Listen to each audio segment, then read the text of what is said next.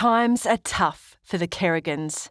Since losing the case in the federal court, it's only a matter of time before their castle is bulldozed to make way for the new airport.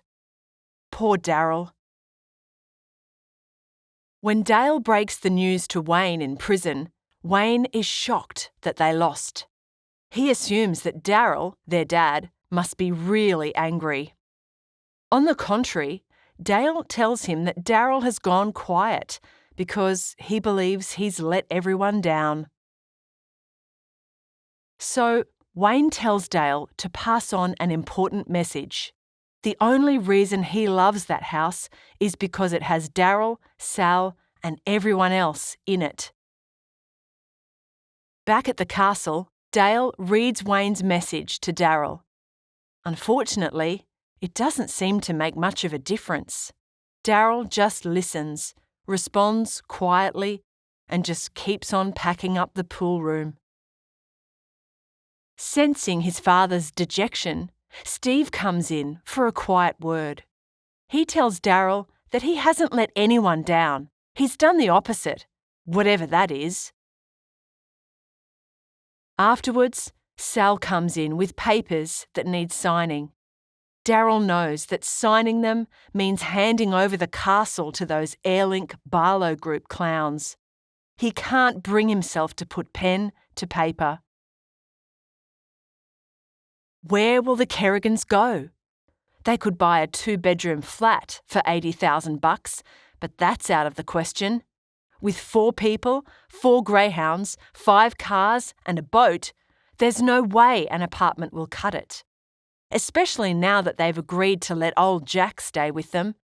And what will they do with Wayne once he gets out? Daryl's really starting to empathise with Australia's Indigenous people. The Australian government needs to stop stealing other people's land. Sal wonders if Daryl has been drinking, but he seems pretty darn sober. Then someone else enters the pool room. It's Lawrence Hamill, the man Daryl met while on his ciggy break at the federal court. What the heck is he doing here? Lawrence, or Laurie, has heard about the decision and come to offer more than just kind words. Hey team, just a reminder, if you like this video, please hit the subscribe button and ring the notification bell. It really helps the channel out, and our next upload could be on something taught in your next class. Thanks, and back to the video. It turns out that Laurie didn't introduce himself properly the other day. He's actually a lawyer, but a bit different to our Dennis. Laurie is a retired barrister, a specialist lawyer who's trained to speak in court in serious or tricky cases. And he isn't just any barrister. Laurie is a QC, or Queen's Counsel. This means he's highly skilled and super expensive to hire.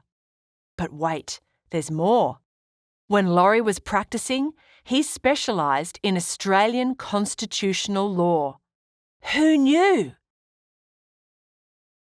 Anyway, Laurie has read over Daryl's case, and he thinks there's more to it. He reckons there's a section of the Constitution, Australia's most important law, that applies to Daryl's case, and Laurie wants to test it out.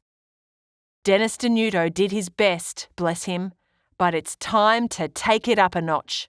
Laurie is willing to come out of retirement and represent Daryl and all the other residents of Highview Crescent free of charge.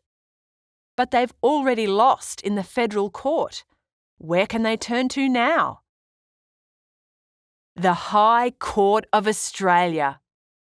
A few weeks later, Laurie, Daryl and Dennis front up at the High Court in Canberra. Not that it's intimidating or anything. Dennis has even learned Roman numerals so he can navigate the Constitution and be useful to Laurie. From the moment he stands up, it's clear that Laurie will be the star of the show. Laurie argues that Airlink's acquisition of the Kerrigans' home goes against an important phrase in the Constitution, on just terms. The Kerrigans are a good family and law-abiding homeowners. Well, apart from the dodgy extensions, but let's keep that on the down low. How can kicking this family out be just terms? But the barrister appearing for Airlink, the opposition, is also pretty sharp. It's obvious that he's going to give Laurie, Daryl and Dennis a run for their money. But if Laurie is worried, he sure doesn't show it. He even cracks clever jokes that amuse the judges. Daryl doesn't really understand Laurie's jokes, but laughs along and ribs the opposition while he's at it. In fact, there are many things that Daryl doesn't understand in the courtroom.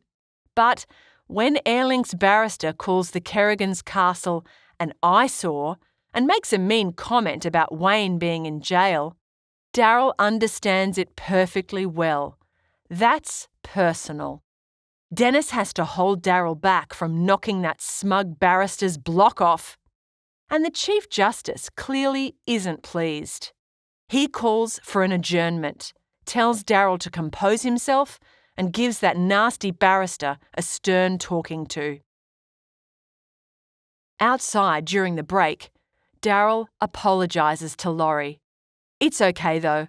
Laurie was thinking the same thing about Airlink's barrister, just in different words. Daryl's still annoyed by the word eyesore.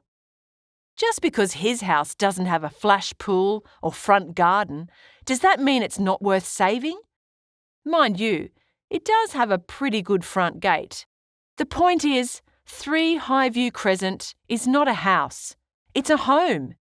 Daryl can't bear the thought of losing it.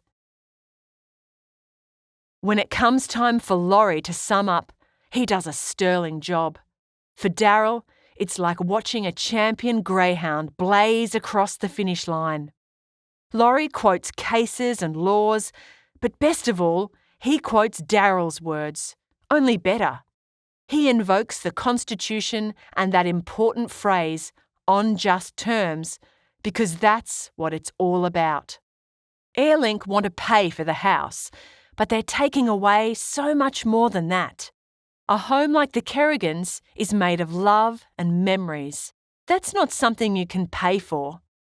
Laurie bets that the folks who wrote the Constitution wanted to prevent rich bullies from harming people like Daryl Kerrigan. When the judges return to hand down their decision, a tense silence descends on the courtroom. Daryl hangs on the Chief Justice's every word until he finally says, "We find in favour of the appellant." Daryl is so disappointed until Dennis explains that Daryl is the appellant. He's won his appeal. They won! You little ripper! Daryl is stoked. Dennis is stunned to tears, and Laurie just sits in his seat for a long time. This is the most satisfying win he's ever had. Daryl does his best to be gracious about his victory, but he can't help but have a quiet word with Airlink's barrister. As they leave the building, Daryl and the gang can barely move for the media frenzy. The case is shown on the news and everything. That night, the Kerrigans invite everyone over for a big party. The whole neighbourhood shows up and they celebrate long into the night. Cheers! Daryl also invites everyone up to Bonnie Doon for some carp fishing. Their victory is reported in all the papers as the Kerrigan decision. But as far as Daryl is concerned, it's Laurie's victory.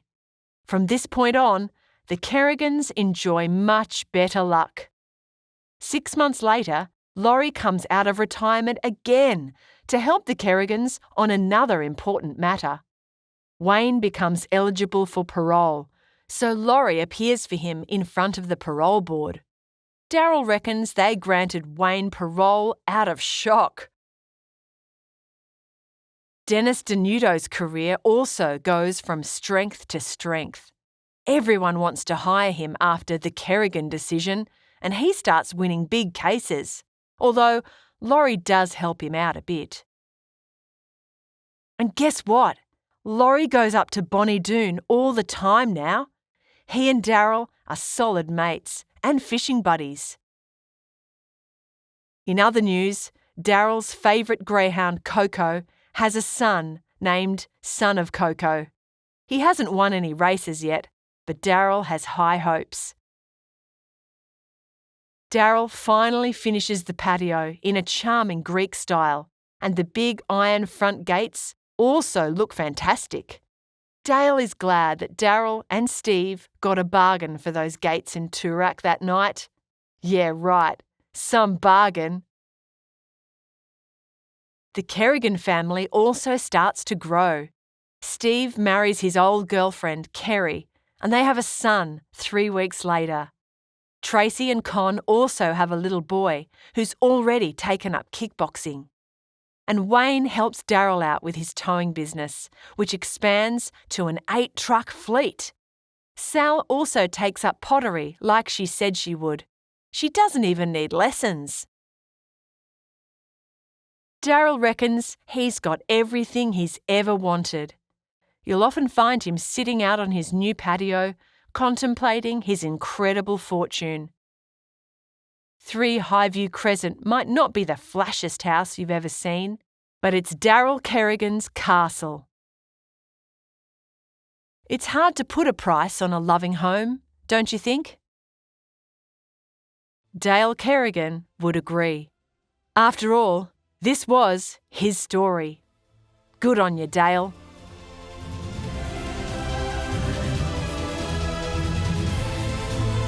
We hope you enjoyed this Schooling Online production. For more easy lessons, check out our other videos.